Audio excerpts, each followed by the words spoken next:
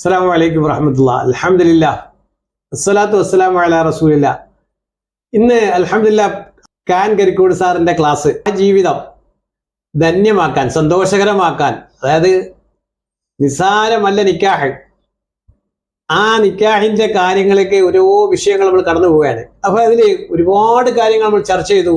ഇന്ന് സാറേ നമുക്ക് ചർച്ച ചെയ്യേണ്ട ഒരു വിഷയം, അതായത് ഭാര്യയും ഭർത്താവും തമ്മിൽ, അതായത് ഭാര്യയ്ക്ക് ചിലപ്പം വിദ്യാഭ്യാസം കൂടുതലായിരിക്കാം, ഭർത്താവിന് വിദ്യാഭ്യാസം കുറവായിരിക്കാം.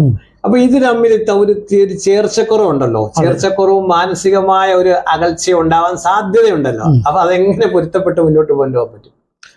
ഒന്ന് സാധാരണഗതിയിൽ ഇപ്പൊ ഇന്നത്തെ കാലത്ത് ഇപ്പോൾ സ്ത്രീകളാണ്, ഇപ്പോൾ ഏത് കോളേജിൽ ചെന്നാലും ഏത് വിഷയം എടുത്താലും ഇപ്പോൾ സ്ത്രീകളാണ് കൂടുതൽ പഠിക്കുന്നവർ. അതുപോലെ തന്നെ പഠിത്തം നിർത്തുന്നില്ല, കാരണം വിവാഹം വരെ അവർ പഠനത്തിന് പിന്നാലെ പോകാൻ. അതെ, പണ്ട് അങ്ങനെ അല്ലായിരുന്നു. എങ്ങനെയെങ്കിലും ചെറിയൊരു ഡിഗ്രി വരെ പഠിച്ചിട്ട് കഴിഞ്ഞാൽ അത് മതി പെൺകുട്ടികൾക്ക്. ഇന്ന് അങ്ങനെയല്ല, പെൺകുട്ടികളാണ് കൂടുതൽ പഠിക്കുന്നത്. ആൺകുട്ടികൾ എങ്ങനെയും ഒരു ജോലിക്കായിട്ട് എങ്ങനെ ശ്രമിച്ച് അങ്ങനെ പോവുകയാണ്. അപ്പോൾ കല്യാണം കഴിക്കുന്നത് ഈ വിദ്യാഭ്യാസം കൂടുതലായിരിക്കും, ചിലപ്പോൾ അവർക്ക് ജോലി ഉണ്ടായേക്കാം. അങ്ങനെ വരുമ്പോഴെന്തെന്ന് ഈ ഭർത്താക്കന്മാർ എന്തറിയോ, കുറേ നിയന്ത്രണങ്ങൾ വരുത്തും. കാരണം ജോലിയുള്ള ഒരു കുട്ടിയാണെങ്കിൽ ജോലിയുള്ള ആ ഓഫീസിൻ്റെ ചിട്ടയ്ക്കനുസരിച്ച് അവർക്ക് കഴിയാനൊക്കത്തുള്ളൂ. പക്ഷേ ഈ ഭർത്താവിൻ്റെ നിയന്ത്രണങ്ങൾ ഒരുപാട് വിഷമമുണ്ടാക്കും. അതുപോലെ തന്നെ ഇടിച്ചു താഴ്ത്തി സംസാരിക്കും. ഇപ്പോൾ ഓഫീസ് ജോലി ഉണ്ടെങ്കിൽ എന്തെങ്കിലും അറിയാവോ, അത് ഇങ്ങനെ അതിനകത്തൊക്കെ ഓരോ നിയന്ത്രണം പറയും. പക്ഷെ ഇതൊന്നും ബോധപൂർവം ആയിരിക്കത്തില്ല, പക്ഷെ അറിയാതെ ഇയാളുടെ ഉപബോധ മനസ്സ് എവളെ കൂടുതൽ അംഗീകരിച്ചു കൊടുത്താൽ എവള് തലേ കയറും എന്ന് അയാളുടെ ഉപബോധ മനസ്സ് ചിന്തിച്ചങ്ങ് ചെയ്യുന്നതാണ്, അല്ലാതെ അറിഞ്ഞുകൊണ്ടൊന്നും അല്ല. പക്ഷേ ഇതെന്ത് പറ്റും, ഈ പെൺകുട്ടിയെ ഒരുപാട് വിഷമപ്പെടുത്തും ഈ കാര്യം. ഇത് ശരിക്കും എനിക്ക് അറിയാവുന്നതുകൊണ്ടാണ് ഞാനിത്. അതെ. അപ്പോൾ ഇനി ഞാൻ ഒരു എളുപ്പ വഴി പറഞ്ഞുതരാം. ഇത് മാറണമെന്നുണ്ടെങ്കിൽ കല്യാണം കഴിക്കുമ്പോഴേ അറിയാമല്ലോ അദ്ദേഹത്തിന് വിദ്യാഭ്യാസം കുറവാണ്. അല്ലെങ്കിൽ ചിലരാണെങ്കിൽ ജോലിക്ക് വിടത്തില്ല.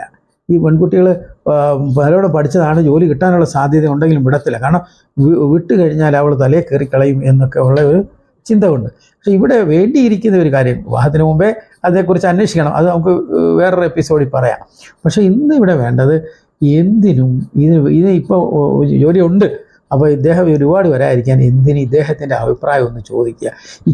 ഇക്കയുടെ ഒരു സഹായം ഉള്ളതുകൊണ്ടാണ് എനിക്ക് ആ കാര്യമൊക്കെ പറ്റിയത്. അതുപോലെ ഞാൻ ആ കാര്യത്തിൽ അങ്ങനെ ചെയ്യട്ടെ, നിങ്ങൾ അല്ലേലും ചെയ്യാം. അതെ, ഞാൻ എനിക്ക് മറ്റേ ഇക്കായ്ക്കല്ലേ ഗുണം, ഇക്കായുടെ ഞാൻ എനിക്കൊരു പ്രൊമോഷൻ കിട്ടി എടുത്ത് പോകുമ്പോൾ ഇക്കായ്ക്കല്ലേ അതിൻ്റെ ഗുണം കിട്ടുന്നത്, ഇക്ക അല്ലേ അതിൻ്റെ ആളാകുന്നത്, ഇങ്ങനെ ഒന്ന് പറയണം. അപ്പം ഈ പുരുഷന്മാരോട് എനിക്ക് പറയാനുണ്ടെങ്കിൽ, ഭാര്യയുടെ സ്ഥാനത്തിൽ ഭർത്താവ് അഭിമാനം കൊള്ളണം. ചിലരങ്ങനല്ല, അവൾ പോയാൽ എൻ്റെ തലയിൽ കയറിക്കളയും, അവളെ അങ്ങ് അനുവദിക്കരുത് എന്നാണ്. പക്ഷെ അതല്ല വേണ്ടത്. നമ്മുടെ കുടുംബത്തിനാണ് മെച്ചം കിട്ടുന്നത്. നമ്മുടെ കുടുംബത്തിലാണ് ഒരു കുട്ടി പഠിച്ച് നല്ല വിദ്യാഭ്യാസത്തിൽ ഒരു തൊഴിൽ കിട്ടിയാൽ നമ്മുടെ തലമുറയും ആ വിദ്യാഭ്യാസ രംഗത്തേക്ക് കുട്ടികൾ വരും. അതല്ലേ മുൻകൂട്ടി കാണുന്നത്. എല്ലാവരും ആഗ്രഹിക്കുന്നു, പക്ഷെ ആകുന്നില്ല. കാരണം എന്ന് വെച്ചാൽ ഇതിനിടയിൽ ചില സമ്മർദ്ദങ്ങൾ, അത് ഒഴിവാക്കാനാണ് നമ്മുടെ എല്ലാ പരിപാടികളുടെയും ഉദ്ദേശം. അതാണ് അല്ലേ നമ്മൾ ഈ വീഡിയോയിലൂടെ ഇതൊക്കെ ധരിച്ചിരിക്കുന്നത്. യഥാർത്ഥ ഇതിനെക്കുറിച്ച് നമ്മൾ അറിയണം. നമ്മുടെ മതപരമായ വിദ്യാഭ്യാസത്തോടൊപ്പം ഭൗതികമായ വിദ്യാഭ്യാസവും ഉയർന്നെങ്കിൽ ഉയർന്നെങ്കിൽ മാത്രമേ നമുക്ക് സമൂഹത്തിൽ വിലയുണ്ടാവൂ. നമ്മൾ പഠിച്ചില്ല, അല്ലെങ്കിൽ നമ്മുടെ പഠനം കുറവാണ്, പക്ഷെ നമ്മുടെ മക്കൾ പഠിച്ച് ഉന്നതങ്ങളിൽ എത്തട്ടെ.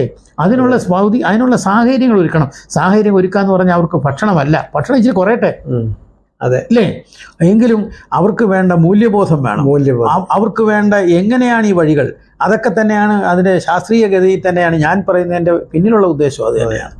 പ്രധാനപ്പെട്ട ഒരുപാട് അറിവുകൾ നമുക്ക് സാറ് പകർന്നു തന്നിട്ടുണ്ട്. അൽഹംദുലില്ലാ, ഒരു വലിയ വിജ്ഞാനമാണ് സാറ് നമുക്ക് പകർന്നു തന്നത്. രണ്ടുപേരും എങ്ങനെ ഇണങ്ങി ചേർന്ന് മുന്നോട്ട് സന്തോഷകരമായി കുടുംബം നയിക്കാവുന്നത് അല്ലാഹു തആല അനുഗ്രഹിക്കുമാറാകട്ടെ. നമ്മുടെ ഈ പ്രവർത്തനങ്ങൾ അല്ലാഹു തആല സ്വീകരിക്കുമാറാകട്ടെ.